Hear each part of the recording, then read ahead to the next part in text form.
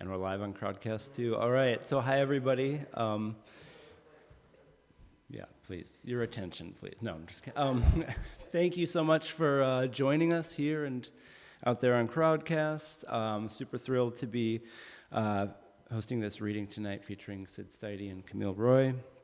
Yeah, a wonderful opportunity, and thank you for making this a stop while you're in the Midwest. I'm Mike Wendt. I'm the programming director at Woodland Pattern, here where we are right now. I'd like to begin with a land acknowledgement and say that we at Woodland Pattern acknowledge that here in Milwaukee we live and work on traditional Potawatomi, Ho-Chunk, and Menominee homelands along the southwest shores of Michigami, part of North America's largest system of freshwater lakes, where the Milwaukee, Menominee, and Kinnickinnic rivers meet, and the people of Wisconsin sovereign Anishinaabe, Ho-Chunk, Menominee, Oneida, and Mohican nations remain present. We further acknowledge the grave evil colonialism introduced to these lands through genocide, as well as slavery, but also via racist and xenophobic beliefs, laws, and practices that continue to inflict harm upon Black, brown, and indigenous lives. We honor those who have lived and do live now at these intersections of identity and experience and are committed to the active dismantling of white supremacy. Many thanks again, Syd and Camille, for being here with us. Both authors have new or recent books that we're celebrating as well. So if you haven't already, I strongly encourage you to visit the bookstore out there in the front and pick up a copy of Seldom Approaches from the Elephants by Syd Staiti and Camille Roy's recent fiction collection, Honey Mine, from Nightboat Books. Both are incredible, so do yourself a favor and get copies if you have not already. And also shout out to the Elephants and Nightboat, who are fantastic. So I'm not much in the way of announcements, which is great, but for you. But I do want to say a couple things that are coming up. It's going to get like a little quiet here for just a moment following this reading. But you can come see us in June for a number of things and beyond. But of note, join us on the 11th, Sunday the 11th, for the Locust Street Festival. Join us on Tuesday the 13th for the season opener of our summer outdoor reading series, Poetry in the Park. That one will feature some wonderful laureates, including the newly named Youth Poet Laureate of Milwaukee. So that'll be a fantastic reading. That's not here, I should say. That Tuesday, June 13th, Poetry in the Park is at Juneau Park. This isn't a park, so you probably deduced that it's not here, but just in case you needed me to clarify. And then we have poetry camp running in the last 2 weeks of June and a whole bunch of other stuff, so join us if you can for upcoming events. Find out more online at woodlandpattern.org or just ask us, because we like talking to humans about events. And thank you. Okay, announcements done. Now it's my great pleasure to introduce first up Syd Staiti. Is the author of Seldom Approaches from the Elephants, just made it here. Yay. And The Undying Present from Krupskaya. Recent work is published in Baest, Tripwire, Social Text, and A Perfect Vacuum. Staiti is director of Small Press Traffic and a collective member of Lightfield, an annual exhibition of recent and historical moving image art on celluloid held in the San Francisco Bay Area. Early in Seldom Approaches, Staiti writes, quote, "I think about writing a book alongside myself, not a book about transition, but a book composed of the writing done as it's happening."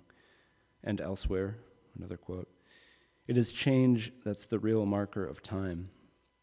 This change, sometimes rapid, even jarring, sometimes glacial, as the narrator notes at another point in the book, is formally represented in Seldom Approaches through swerves between the descriptive and surreal, between lyric and personal essay, between memory and dream, the personal and political, recognizing and embracing the porousness of all such categories, even of category or containment itself as a concept.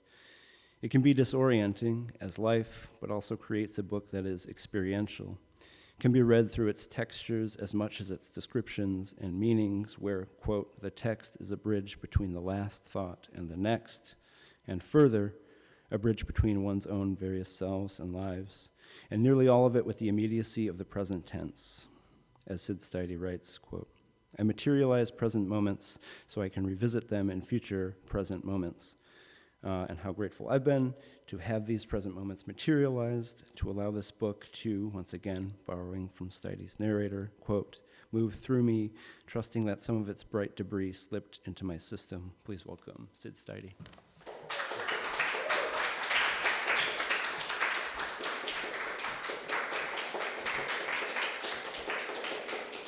Thank you so much, Mike. That was a really lovely introduction. Actually, you quoted many of the pieces that I'm actually going to read from, so you'll hear a lot of those lines again in further context. But thank you so much. Thank you also to Jenny and Laura, everyone at Woodland Pattern. It's really a dream to be here. I've been wanting to come here for a long time. I lost myself in the books earlier, and it's just a real honor to be here and to be reading with Camille. So thank you for that.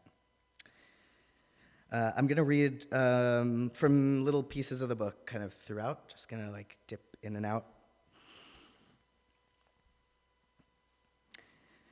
In the center of a bridge, I'm standing on the bridge, centered, looking one way and the other. In center, my body is a mass that lies between water, metal, mud, bone, that lies between two categories, dead, calcified to the skin. And the text is a bridge between the last thought and the next. In center, a gender, having traversed the great divide. No line there, nothing on the other side, just you. I've stood at the edge of the swamp, surrounded by reeds, waiting for a raft to arrive and take me someplace else. I've gone places on that raft and returned to the embankment. It is a dream that feels like memory, a dream I want to return to, see where it is that I go. For a year, I apply 2 pumps of gel to my shoulders every day. The regular dose is 4. I enjoy the dailiness, slow progression. I track myself closely, moods, physical and tonal shifts. As I apply the gel every day, I live in an apartment in downtown Oakland with my cat. I spend time with my partner and friends. I go to poetry readings, film screenings, art events. I sit on the internet. I run around the lake and do push-ups. I go to work. I read books. I practice Qigong and meditation. I think about writing a book alongside myself. Not a book about transition, but a book composed of the writing done as it's happening.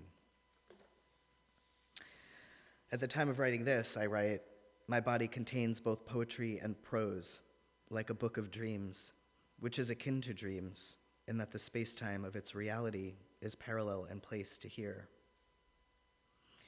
I embody a middle place, the middle place evidenced by my body. It becomes apparent to some what I'm doing, a shift not only for me, but for others who gaze upon me too. My voice grates and cracks through the floodlights as an emergency situation unfolds, solidifying cells, a voice reverberates, shoulders broad and loose. At the edge of the embankment, swamp bubbles. Up on the bridge, gust of wind hits. A stream below, the minnows swim away to other schools. They stop tuning in with the current. In the dream, there was a place I found in language. It was mine. At the time of writing it, I begin to stick a needle into my gut once a week. I get top surgery and tend to the recent scars. I watch as thick hairs emerge on the face, rusty tenor in the voice, enlarged clitoris, more defined muscles. I wonder, what will I look like in another year? Wonder if I'll have a book by then. What will it look like? A year or more has passed. Again, since then, the scars are lighter, voice drops to a deeper and less metallic tone, facial hair filling in. The text has changed too, a story under construction, in development, tracking its own process, coming closer to what it will be, this as the body traces its marks. I try to write a poem about disagreement, opposition, the language between the two, a placement of parts, self as other, medium and form determining what house, what home. It's more of a push, the birth. I'm pushed into a world by being shoved out from another, or pulled up, out from the sink by the bloody, white-gloved hands of a misogynist. I slip out of his grasp and fall into a poem, bump an elbow on my way down, land with my foot stuck in the hospital bed railing. The book coming to lay down beside itself, splayed open pages in the breeze, dry, brittle grassland, skin cells crisp as a winter chill. In the end, one person begins a process that the other was always going to start themselves, but doesn't. In the end, belongs to one, while the other holds a weight for having not done that. There was hair all over the chest, touched, hair on the belly and face. We knew we were alternate. Being together, we knew we would part ways also. Body and self, the space there between the two. In that space, no exact pattern. I resist the urge to spin my life into a story that makes sense to another. The story I tell myself privately is real and true and has nothing to do with sense. But there is a story I keep longing to tell. Why, for what, and for who? Some might find my story disagreeable or at odds with their understanding of their own story, as if there is universal cohesion about such things, as if it would change anything about what's true of my experience. A certain kind of storytelling thus steps into the light, a ring surrounding the narrative of a writer who writes their story with all the details, or who tells it all with none, who knows the road is long and walks the length of it.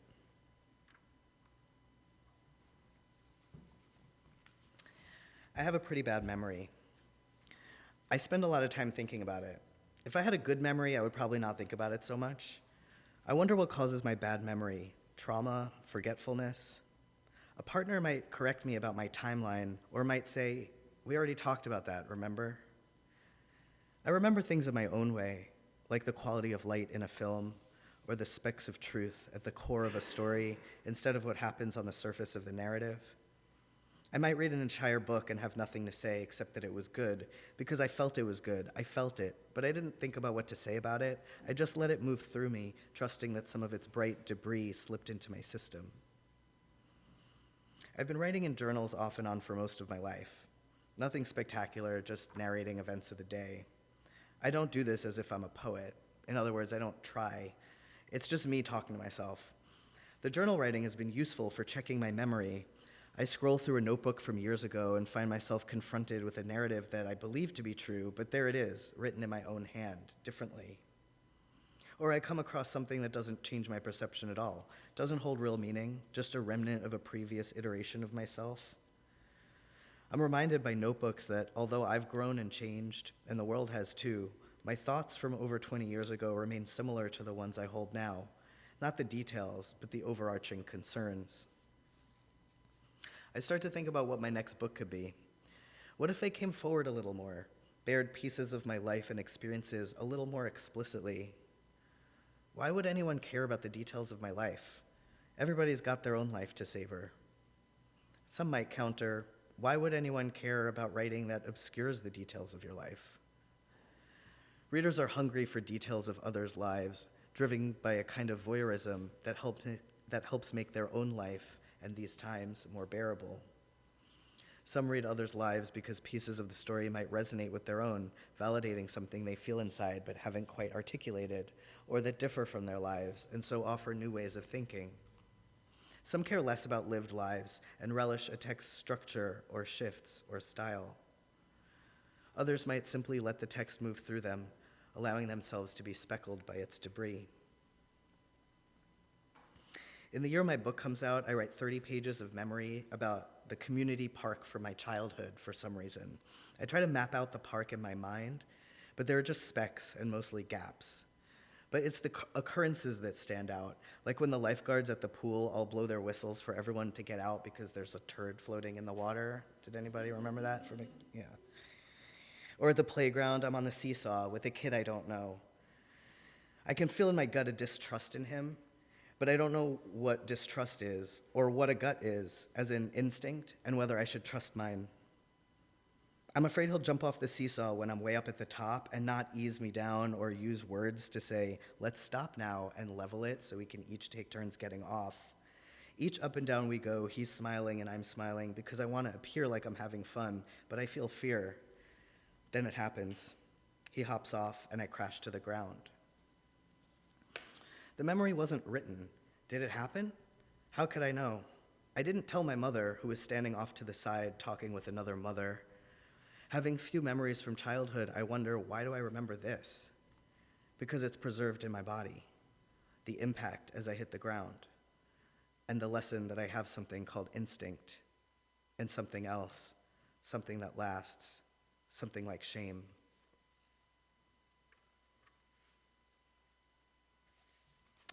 Seldom walks beside me. His hands are bunched in his pockets, eyes down at the ground. He kicks a piece of glass. My hands are in my pockets too. My left hand holds a stone. I turn it around in the pocket, hold the stone tight. We're not talking much. We walk at a relaxed pace. The road goes uphill, then downhill. We pass a shopping center. We pass tents under a freeway overpass. We pass a bar. We arrive at an art school. Seldom and I walk into the art school and down the long white hallway. My right hand curls around the phone in my pocket. I take the hand out, look at the phone, put it back in. We walk out the back door of the building onto the street, a ragged street, a cart overturned, a pile of soiled clothes. The wind whips and stops, sun rays crashing down at an angle. The conversation is about to get underway, but you lost it, didn't you? When I was a child, I was ushered into a body of water that was surrounded by fire. This is what they told me, the beings that tell stories as we sleep. The old wooden apartment I rented with a friend, bringing someone through, running into the old landlady, having something else to do, getting back late, or having to leave early. It was a duplex I moved into with a friend. It was 2001. The landlady almost didn't rent to us, one dyke and one trans guy, or two dykes, or two trans guys. Whatever she saw, she was tentative about renting to us. Maybe it was because you were young and had no prior rental history. Yeah, there's always reasons behind the reasons, one or many reasons. But we did move in. It was the Clinton Street pocket of southeast Portland, near the theater, the video store, and Dots. Never met the neighbors till one day they rang our doorbell with a note in their hand. It was a note someone had written to me. The neighbors were worried and asked if I was okay. They knew something I didn't want to, that I was in danger. I don't see Seldom again until many years later. I'm moving out of my apartment in downtown Oakland into a house with my partner in South Berkeley. I come across boxes of papers and journals. I stop packing for like half a day to just like dig through all the boxes and read all the old poems and stuff. So I find an old poem, and in this poem, a narrator comes home from work to find a man sitting naked in the tub with a glass of wine in his hand, and he's talking about things like art and hierarchy. And his name is Libel. The narrator in this poem enters the bathroom and asks Libel to leave, but he ignores them and keeps talking. The narrator sits on top of the toilet with their head in their hands. At the time of writing this poem, I only show it to a few people. Nobody likes his name, Libel. Nobody likes the poem at all. They say they don't get it. I don't get it much either. It ends up in a box. The narrator, who I later name Hugh, is a she at the time of writing it, a they when I find the box of stuff while packing, and is now a he. In other words, the narrator is me. When I reread this poem, sitting on the floor in my living room surrounded by boxes, it's 2017, 10 years after I wrote it. I've just started hormones at this time. I'm surprised to see the line, "Libel, that's my penis you're holding." I try to imagine myself in 2007 writing these words. What did I mean? I slide my consciousness back into the self of that time to see if there's anything I can grasp of it, but nothing's there. Just me making a joke. It sounds funny. I think that's what I thought. So what happens? I'm sitting in my half-packed apartment reading the poem, thinking how Hugh and Libel have been trapped all these years. Libel in the tub, Hugh on the toilet, in this poem in the box. I need to release them, set them free. I try writing new poems to reposition the characters elsewhere, but it doesn't work. I go away on writing retreat and I call on Seldom to help. So there we are, Seldom and me walking side by side at the beginning of a new poem. I'm trying to explain it all to him, but I don't know how. I think we need to blow it up. The poem? What if you try to save it? I've been trying, it's taking a toll. I think we need to blow up the poem and hope they escape the ruins. No more time in the tub and on the toilet, the building and the city of my writing that was half erected, then ignored. I hope I can escape the ruins of the parts of poems I've been holding on to closed in a box. Seldom needs a team, so we call on Ven and Chase to help. Samuel will be there too.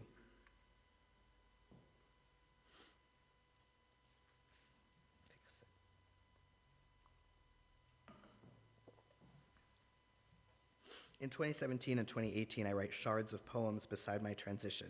These are pieces that I start opened with. I don't care to write about the transition, though of course that comes through. I want the book to be it, to embody it. I want the book to bear the marks of my experience, messy, uncategorizable, non-contiguous, resistant to expected or dominant forms, ambivalent, yet resolute in its right to exist. The book and the body in communion, two interwoven texts. They hold themselves open where some of the beams and scars and scaffolding still show, inviting readers to peer further in. They will be gently resistant to misinterpretation, though misreadings will be made. Misreadings of the transitioned body and of the open text are inevitable. Nevertheless, the textual body and the warm, supple book continue to demonstrate that they live, thrive even, on their own self-made terms. I work on the collection of shards about gender and transition. I decide it belongs in the center of the book, like a bridge. It lives there through many iterations. Then the house is renovated and the shards move to the front. I adjust to seeing it more like an opening, an on-ramp, an entryway. I am reminded that I thought from the very beginning that the whole book is a bridge. While I'm writing these fragments in 2017, I find a couple of old poems with named characters in them. I pull the characters out to use in something new. They are various parts of me. I use them to tell a story. I ask the figures to blow up a building. It's an old poem from 10 years earlier that's been buried in a box. I feel bad for the characters that are stuck there. I want to help them get out. I set up the scene, provide the framework and conditions, and hang back to see what happens. It takes a couple of years, maybe more.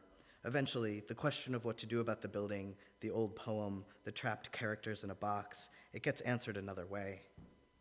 But the characters stick. They show up in everything else I write. They become the rest of the book.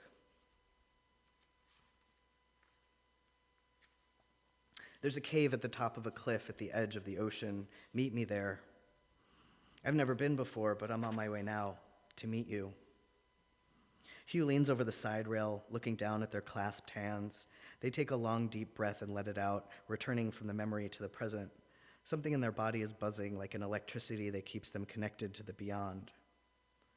Ven rounds the corner, pulling a toothpick from her mouth and flicking it away. She wears a leather jacket, short, floppy hair, and a warm sadness in her eyes. She walks up to Hugh with an awkward swagger, smiles, says hi. 3 seagulls dip toward the water. When Seldom finally arrives, Hugh and Ven are huddled together against the wind. He apologizes for being late. He tells them about the drive he just had, following the alternate course that his phone led him on, getting tailed by creepy trucks. They remind him he's not in Oakland anymore. They laugh. He leaves out the part about the pulling over to the side of the road and walking toward the ocean. Doesn't mention the tree he spent time with, gnarled branches extending out like a canopy, cradling him at a remove from the path, and the half-dozen houses facing the ocean in an arc. How he continues to feel watched with those houses behind me. How he could get shot in the back of the head while walking toward the ocean and no one would know. He turns around instead of going all the way to the end and retraces his steps, with the arc of houses facing him and the gnarled tree coming up on my left. He sees a couple on the porch reading the paper, pretending not to see him. I'm not in Oakland. I'm somewhere else, another place. I'm not even here.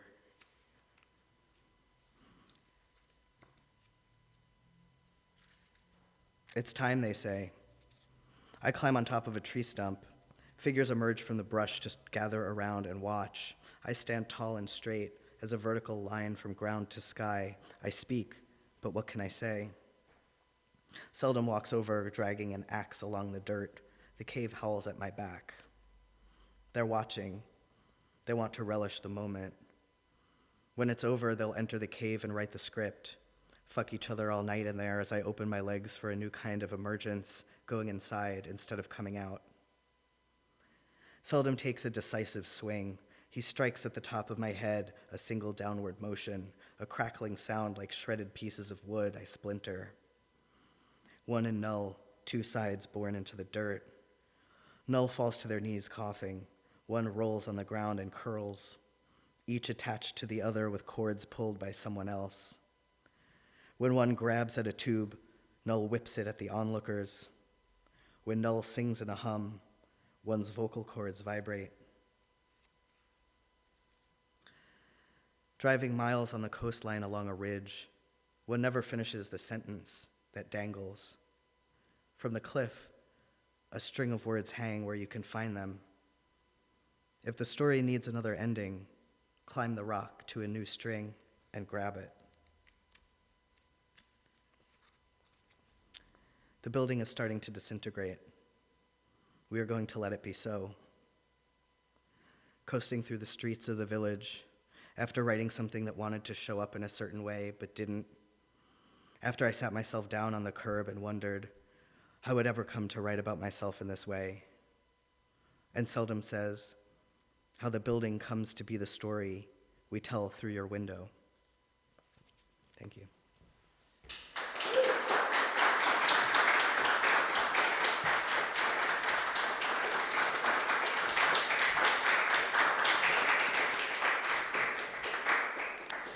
Thank you so much, Syd.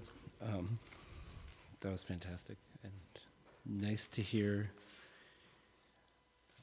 how you brought a reading together out of such a continuous sort of book and sort of, yeah, carried that thread through in a shorter span. Camille Roy is a writer of, fiction, poetry, and plays. Her fiction collection, Honey Mine, was published by Nightboat in 2021. Previous books include Sherwood Forest from Future Poem and Cheap Speech, a play from Leroy Chapbooks, as well as Swarm, fiction from Black Star series. She co-edited Biting the Error, Writers Explore Narrative. Earlier books include The Rosy Medallions and Cold Heaven. Recent work has been published in Amer Arcana and Open Space. In the book's afterword, Camille Roy writes of Honey Mine, quote, I hope that it can be entered by anyone and feasted upon like the washed-up carcass of a whale. Such a striking image, bodies of the past as their own present ecosystems, still teeming with life and sustaining those newly arriving. As Roy continues, quote, sometimes I feel that the truest respect one can show towards the past is to allow it to be something other than a predecessor of the present. And so Roy's writing, through formal innovation and disjunction, through the merging of narrative, theory, and lived experience, characteristic of new narrative, enlivens individuals and communities that have been and remain marginalized, ignored, often directly targeted by the dominant culture. As Tricia Lowe notes, quote, Honey Mine takes apart the toolbox of narrative mechanisms, the aberrant languages and intimacies we use to scrape, mold, and manipulate one another. Through such narrative disruptions, Roy dislocates fixed forms of experience and thought, finding those moments and spaces where, quote, the stifling rigidities of the historical moment can mutate into something new. As Roy writes, quote, survival is a collective accomplishment, and it's one that spans generations where writing can function as a part of a collective reclamation, or to borrow, once again, from Tricia Lowe, quote, fiction and fantasy function not as creative effacements of the brute facts of queer life, but as the very means by which that life innovates itself. It's my great pleasure to welcome Camille Roy.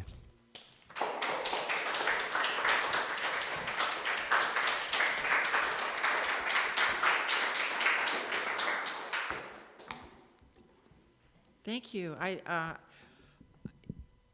just wanted to come here forever, so it's just wonderful to be here and meet everybody, and it's wonderful to read with Syd. So it's wonderful to see your book collection. it's rare book part, and it's broadside part, and it's poetry part. It's just great. So I'm going to read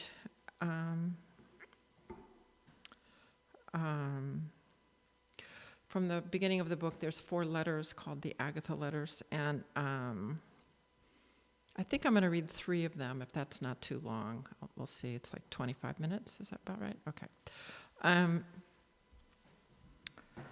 Dear Agatha, is it all point of view? Pleasure, I mean. The surprise in the dark. I suppose it's different for everyone.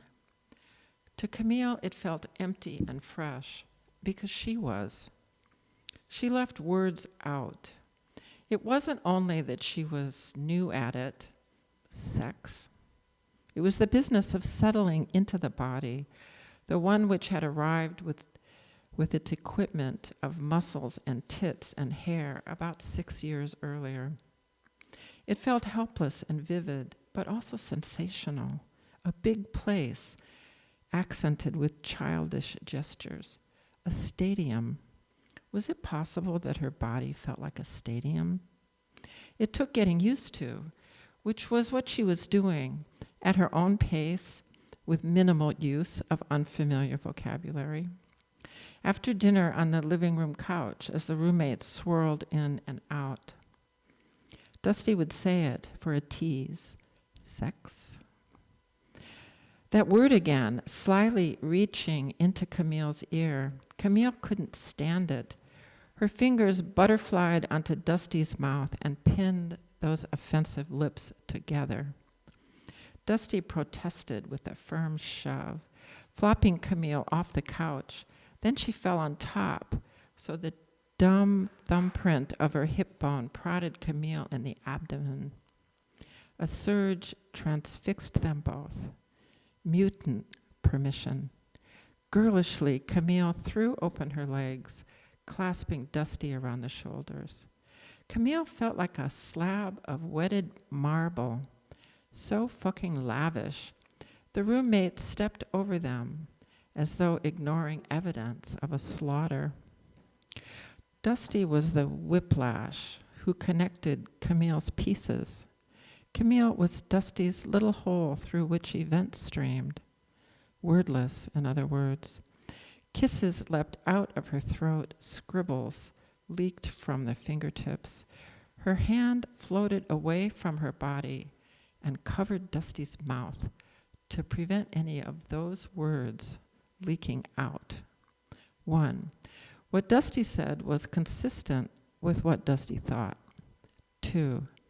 Camille was uptight about just words. 3. Dusty was a woman of action, without regrets. 4.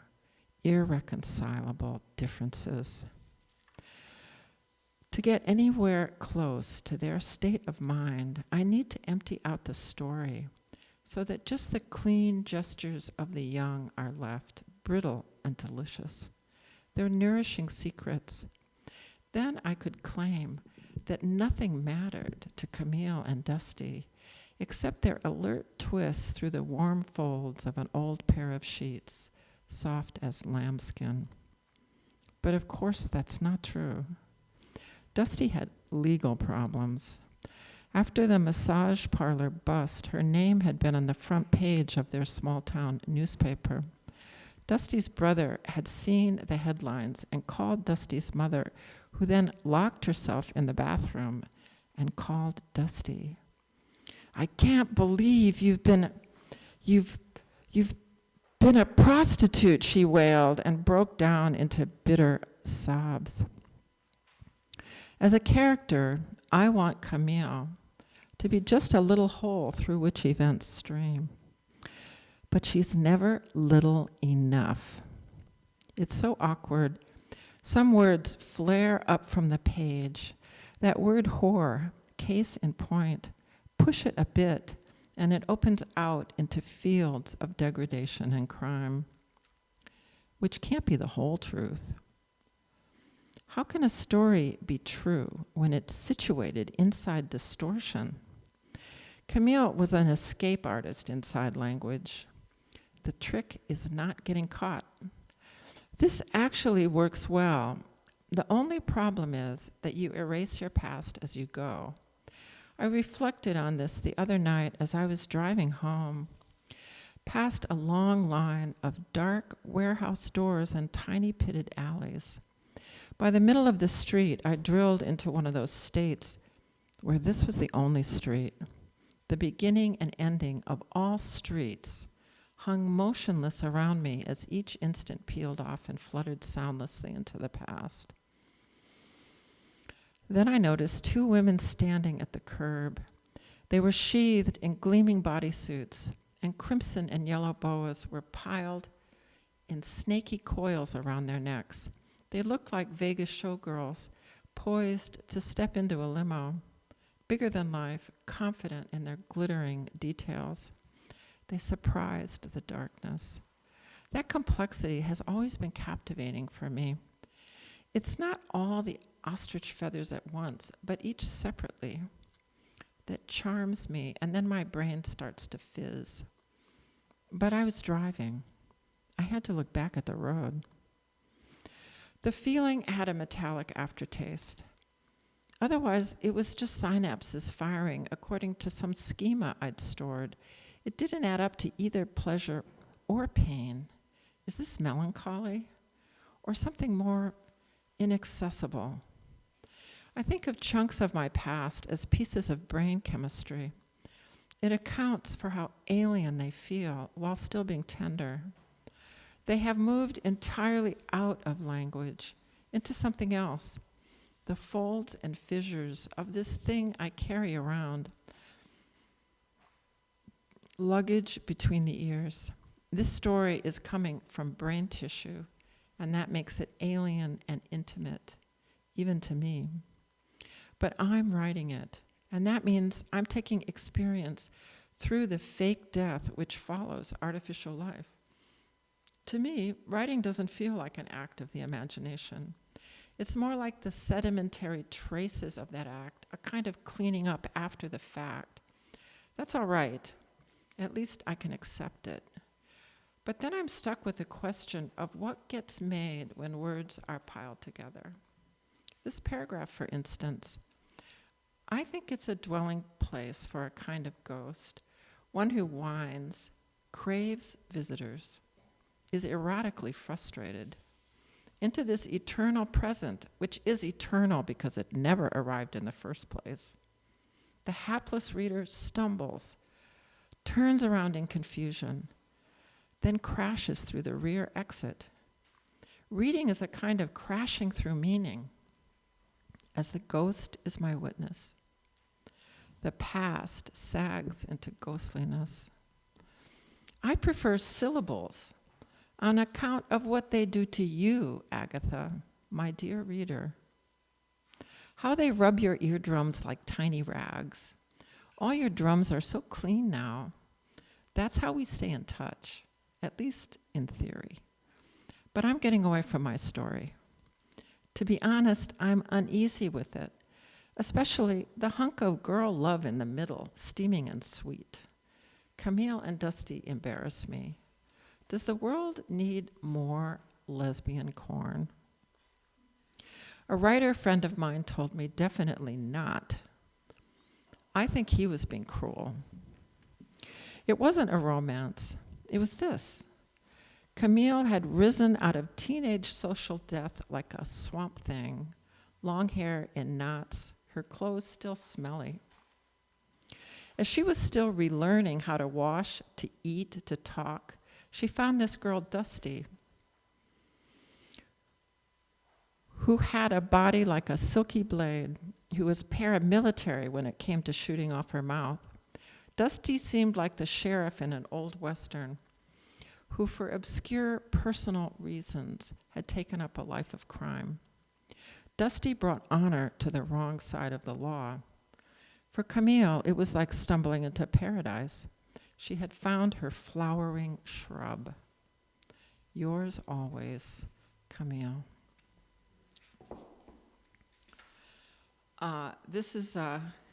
I have a trigger warning. this is an incest section. So a friend of mine got really disturbed. So now I just say it, okay? Dear Agatha, I learned to feel comfortable, to wash regularly, to come for Dusty every single time. You have to give happiness its due, the moments when you were on top of everything, quivering, even if that was a mistake. You won't believe me, of course, but I thought all the elements of my life were wholly contained by the imagination of God. I had a terrific feeling of being inside that and outside everything else. I guess that's one way of saying that my sense of belonging was ecstatic. Is paradise just being protected by the right idea? My stubborn happiness ignored every crisis and required only Dusty. The strangest thing I had for her, the new one quality I'd never given anyone before, was loyalty. Inexhaustible, dumb, and sexy. Our difficulties continued. After the massage parlor bust, the incest secret blew up. Incredible destruction. One night after a movie, her mother asked her about the stepfather, and Dusty told the truth. That was the beginning of the disclosures. Dusty had 6 siblings, and she told them one by one. I was there when she told Clarence, her second youngest brother. We were in Sparks' yard, sitting around her flimsy card table. My silence was complete, almost breathless. The day was hot and moist. Clarence sagged when he heard. Shock revealed the terrible forward momentum of normality. Losing it was like dying. I watched him become estranged from himself the moment he realized, my father is a child molester. Blood drained from his face as he peered down at his plate and teacup. Mostly her siblings tolerated the news, swallow it whole, without visible disturbance. The strongest reaction was the sob, "Let go of the past and stop disturbing our family." Dusty said this was normal, even though the stepfather was a real predator, cornering Dusty every week when Mom was at Bridge Club and raping girls in the neighborhood. One night, Dusty's mom called and wailed into the phone, "Oh, Dusty, I couldn't say anything to him. I tried and I couldn't. I'm going to poison him. I'll get a book out of the library on poisoning. That's what I'm going to do. I swear it to you, Dusty." Afterwards, Dusty sat there on the bed, expressionless. Then she toppled over. The sobs that barreled out of her mouth sounded like nothing I had ever heard, blasts of wind. I lay down next to her and put my hand where her ribcage throbbed. A calm entered me, which felt like love, but also resembled neutrality. I sank into it with relief. Eventually, Dusty's sobs became shudders, which slowly faded away. Dusty sat up and grabbed the phone. "He should give me money. I want to call him. I'm going to ask for money." "Blackmail him. It's a public service announcement. Tell him if he doesn't pay you off, you'll leaflet the school where he teaches. Leaflet the neighbors. Put up a billboard. Everybody should know." "I can't do that. What a fucking lot of work. And my family will hate me." "They hate you already." Dusty handed me the second receiver and then dialed. She wanted a witness, I guess, or just support. I felt a guilty interest. I was going to listen to the perp talk. I'd be secretly observing him in his monster life. "Hi, Dad." He grunted. I pictured an overweight white dude in a recliner, probably in boxer shorts, relaxing out on the screened-in porch. I'd never met him, but I'd seen a photo in which his sour face floated above a room full of lively kids. His tiny eyes sucked up all the light. He didn't like kids, but he sabotaged Dusty's mom's birth control, so she'd had 5 with him, plus there were 2 from her first marriage, Dusty and her brother Seth. Dusty he had molested, and Seth was the punching bag. From Dusty's brief and reluctant descriptions, I imagined the stepfather as sullenness in a wad until he crashed down and silenced everyone. Shut up, or I'll give you something to cry about. Dusty, what do you want? I want money. What are you talking about? I'm going to need lots of therapy after what you did to me. I don't know what you're talking about. Yes, you do. You molested me, what was it, hundreds of times? When Mom went to bridge club, when she went to bingo, every chance you got. That was years ago. I've moved on. You should move on. His voice was nasal. The only emotion it conveyed was resentment. What kind of person was this? Drenched with sullenness, drip, drip. He didn't deny anything. Was it not even important enough to lie about? Money. Anything I give you comes right out of your mother's pocketbook. You want to deprive your mother of her basics just because you haven't been able to let go of your miserable childhood? I'm not giving you a cent. Your miserable childhood. Dusty was silent. Her face had emptied out. Then she took a deep breath. I've told everyone. What do you mean? I've told Mom and all the kids exactly what you did to me and the girl down the street, too. He was silent. When Dusty was a kid, he threatened more than once to kill her mother if she told anyone. You're sick, and now everybody knows it, Dusty said. Then she hung up. Well, you did it, I said. You told him. Yeah. The asshole won't kill anybody. He's too old. I'm out of the house. Everybody knows. Right. My love was so selfish and perfect that I could handle anything. Dusty's grief streamed into it. She became strange in her eating habits, restricting herself to boiled spinach and boiled eggs and seeds. She got thinner. I remained serene. There were books on love in the massage parlor which had been left by a retired lawyer named Albert. He'd leave them behind like droppings. It was Albert's higher calling spreading the message of his love guru, Leo Buscaglia. Once I flicked through the pages. Real love always creates, it never destroys. Love is open arms. If you close your arms about love, you will find that you are left holding only yourself. Love is a warm and wonderful encounter with Leo Buscaglia. What I had was so good, I felt cruel. A little room opened in my brain and started showing movies, which I could almost ignore or turn off, but not quite. Mostly the images were of a knife stabbing a soft white belly sprinkled with hair. No face, no sound. I wanted to do it. I told Dusty what was going through my head.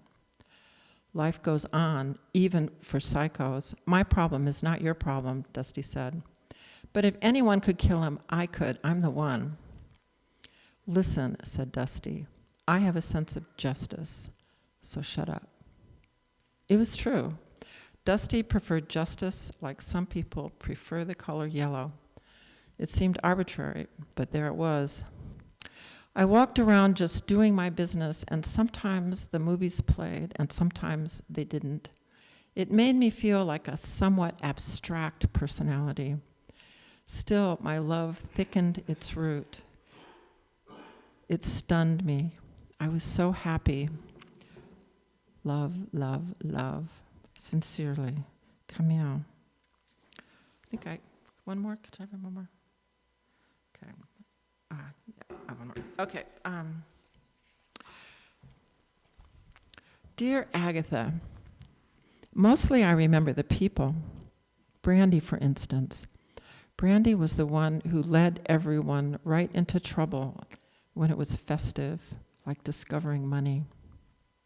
She had a parched thinness that was underneath gender, deeper than that split, eviscerated and sexy.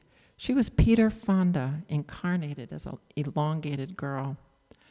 Her band used to play on Friday nights.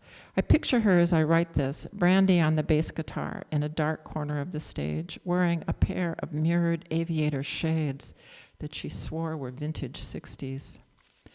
Karen was the one who taught me about information, that it was all there. All I had to do was ask. I was shocked and weirdly honored, giddy at that brink. She nailed capitalism, union organizing, the correct political line on sex work. She told me who was blowing who and for what. She gave me a copy of Pedagogy of the Oppressed. Karen was a fiend for organizing, really a genius. She didn't get caught up in the parlor bust because she was at a meeting to organize a transit workers union, but she planned the whole defense. In her schoolgirl white blouses and wool skirts, Karen didn't look anything like what she was. Prostitute, communist, queer. She had that helpless genius incongruity with her own body. Toward the end of her life, she began wearing knee-high boots with her skirts. On Karen, stacked heels and stubby toes looked like an odd racy flowering of femininity, a bit of a shock. It seemed she was edging toward something new, but she always drove herself with such urgency, and then one day there was an accident on an icy road. The one political cause Karen never mentioned was animal rights. It may have been the most important. I found out about this when I went to her farm for some organizing meeting. I'm not sure why I went. I was only a body at various events. I never organized a thing. But I piled into the pickup with Dusty and Brandy. On the way, Brandy told me that Karen's dad had a slaughterhouse. He forced his kids to work in it. Blood flowing in the gutters, the body parts swinging from the rafters. So now she's got 15 rescue cats and 6 rescue dogs, a 500-pound rescue pig, a pony, and a cow. She feeds their tumors, Brandy said with relish. Dusty gazed soberly ahead. The whole campaign was mostly to get her off the charges, and today she was serious about that. I felt her thigh solid and warm against mine. As soon as we walked in the kitchen, Karen handed Dusty a paper. At the top, scrawled and underlined, was the heading, Three-Pronged Resistance. And there were 3 columns drawn with subheadings, provocations, events, celebrities. Then she noticed me. I thought her eyes scrambled. I was such a nobody, I guess, politically, I mean. I hadn't done anything. I didn't register. I have a pony, she said to me. Her name is Sparkle. Not that it matters. Sparkle doesn't come to sparkle, if you know what I mean. You can ride her if you want. I went out to the barn to meet my new pony friend. I felt fine-tuned and fatalistic and full of deadly curiosity, but no one else seemed to notice this. Oh, bitterness of youth, stuck with nature for conversation. But this is more true. So happy to be there. After a month of awkwardness, Dusty had become a sturdy sexual partner, so believable that I sunk deeper into my love state, pliant and yet grounded, muddy, sweaty and unclean, or not. I woke up feeling nude, smooth. It was brilliant outside. The morning rain clouds had scattered, and sun shone down upon the clover underfoot. The breeze was soft as lotion, almost sickening. I kicked at the mud rivulets which scored the road down to the barn. My boots, lifting up, slurped. The barn door was a pocket door, the kind that disappears into the wall. I pushed, and the door slid smoothly away, releasing manure and animal sweat. There was rustling inside. When I got used to the darkness, I walked around. The pig was in a stall that bore a name tag, Tony. He was nearly as big as a bull. Tony's eyes were tiny, but he regarded me with a skeptical intelligence. He stood with a kind of nobility, a whole pig country, midway between a pile of clean straw and a puddle of manure. The cat mewing at my feet had no eyes at all. The pony was drowsing in her stall, ears askew and eyes half closed. "You're coming with me," I told her. I didn't notice the tumor until I'd gotten her tied up in the hall, a dark knotted growth, bigger than a grapefruit, distended from her stomach. Was this alarming thing going to flop around? I squatted to stare at it. Black, mane-like hairs sprouted from among the wrinkled folds. It appeared to be firmly attached. The pony ignored me, dozing, her tail lazily slapping a fly now and then. If it jiggled during the ride, I couldn't feel it. Bareback, we went through the meadows, which were lush and deep. Grasses stroked the bottoms of my boots. There were clouds in big white piles, and biting flies fell from the sky. Sparkle and I went down a tractor trail that eventually led through a glade of cottonwoods to the Pontiac River. There, the diseased pony drank the muddy water, while I warbled an old Beatles song. Love is all there is. Love is all there is, or something. After the ice storm the following January, when Karen's Toyota landed upside down in a glade of leafless birch, breaking her neck, the hardest part of wrapping things up was Tony. The other creatures were placed, including Sparkle, who got to be a companion pony. All Sparkle had to do to earn her keep was to plod around and eat grass in the pasture of a valuable and nervous thoroughbred. Poor, smart Tony. He went to the slaughterhouse. Who can take on a 500-pound pig? Agatha,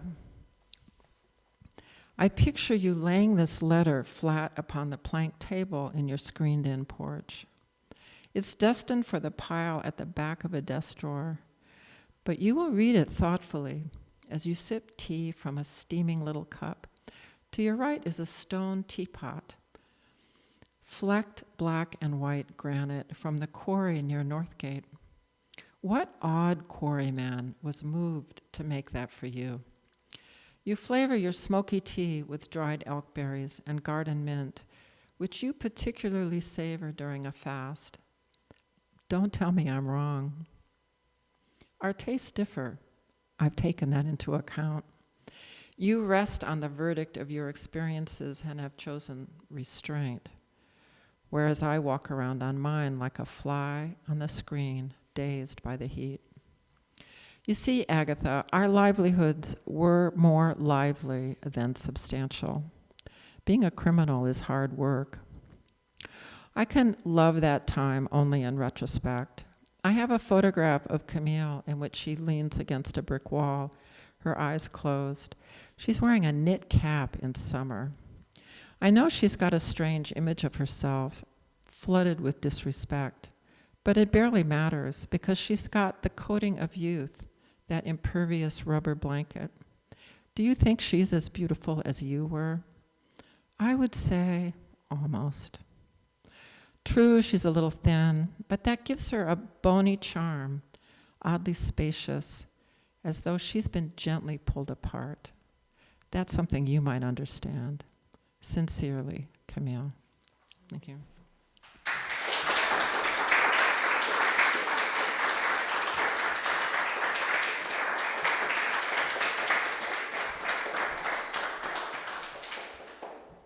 Thank you so much, Camille. Thank you, Syd. Thanks to you all for being here and online.